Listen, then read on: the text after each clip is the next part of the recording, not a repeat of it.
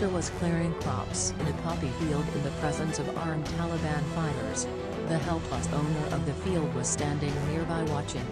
The Taliban, who took power in Afghanistan 9 months ago, banned poppy cultivation in April this year. According to Mullah Abdul Hakam, the Taliban's deputy interior minister for counter-narcotics, anyone who violates this order can be arrested and prosecuted under Sharia law. It is the largest producer of opium. It is also one of the largest suppliers of heroin to Europe and Asia. Over the past 20 years, despite billions of dollars being spent by the United States to eradicate poppy cultivation, the crop has grown. Farmers upset over ban on poppy cultivation.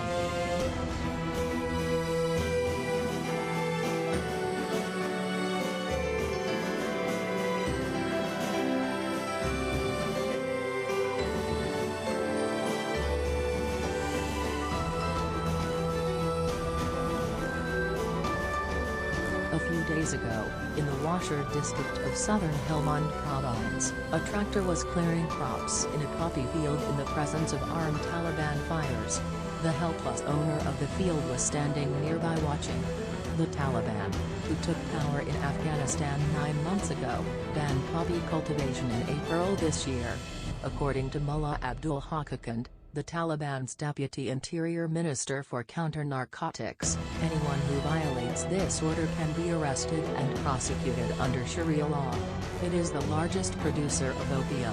It is also one of the largest suppliers of heroin to Europe and Asia. Over the past 20 years, despite billions of dollars being spent by the United States to eradicate poppy cultivation, the crop has grown. Farmers upset over ban on poppy cultivation.